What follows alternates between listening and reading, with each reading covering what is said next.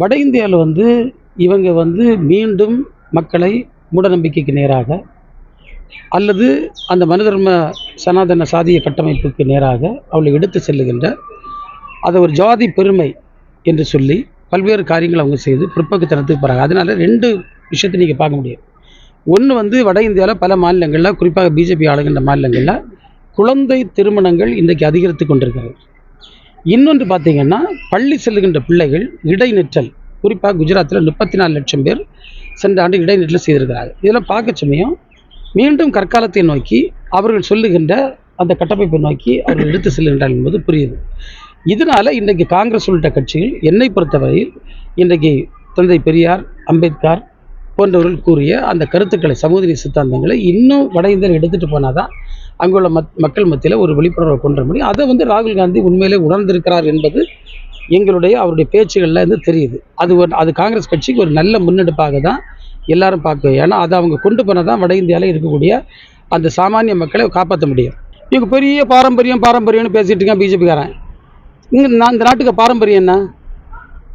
நம்முடைய பட்ஜெட் கூட்டத்தொடர் முடிந்த உடனே பிரதமர் வந்து அது குறித்து பதிலளித்து பேசுவார். அந்த பாரம்பரியம் எங்கே போச்சு? ஏன் அது ஒழிச்சு வந்தார்? சரி, ஒரு பிரதமர் வந்து அந்த ஒரு பழமொழி தமிழில் வந்து வழியில் சங்கம் வழியில் புலின்னு சோம்பேறி சொல்லுவாங்க. யார்? வழியில் சிங்கம் வழியில் புலின்னு சோம்பேறி சொல்லுவாங்க. கேவலமாக இல்லை, 2 பெண் நம்பிக்கைனால பிரதமருக்கு ஆபத்து இருக்கிறது, அதில் பார்லிமெண்ட்டில் வந்து ஒரு பதில் சொல்லணும், ஒரு வெக்கமாக இல்லையா, கூச்சமே இல்லையா, இப்படிலாம் நீங்கள் போய் சொல்லுவீங்களா? இது ஒன்று. 2வது நான் என்ன சொல்லணும்னா, எப்ஸ்டீன் ஃபைல் வந்து ஒரு மிகப்பெரிய ஒரு பெண் பிள்ளைகளை வந்து கடத்தி சென்று பாலியல் தொழிலில் ஈடுபடுத்திய ஒருவனோடு பிரதமருக்கு தொடர்பு இருக்கிறது என்று சுப்பிரமணியம் சாமி அவர்கள் திரும்ப சொல்லியார். இதில் வந்து தேசத்தின் நலன் பலவற்றை இவர்கள் பாதுகாப்பை, பொருளாதாரத்தை அடகு வைத்து விட்டார்கள் என்று அவர் பேசுகிறார். அந்த சந்தேகம் நாட்டு கிளம்பியிருக்கு.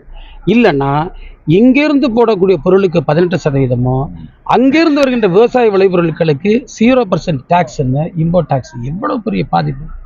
அமெரிக்காவுக்கு 0% இம்போர்ட் டேக்ஸ் நீங்கள் கொடுத்தீங்கன்னா இந்தியாவில் இருக்கக்கூடிய விவசாயம் அப்படியே போயிடும். இந்தியாவில் இருக்கக்கூடிய பல கோடி இந்துக்கள் மற்ற சமயங்களை சார்ந்தவர்கள், விவசாய பெருங்குடிமக்கள், ஏழையோட வாழ்க்கை அதோடு போயிடும். ஸோ இவ்வளோ பெரிய சமரசங்கள் இவர் செய்வதற்கு காரணம், இந்த எப்ஸ்டீன் ஃபைல் சம்பந்தமாக பல உண்மைகள் வெளிவரலாம் என்று யார் சொல்ல? சுப்பிரமணிய சாமி அவர்கள் கூறுகிறார்.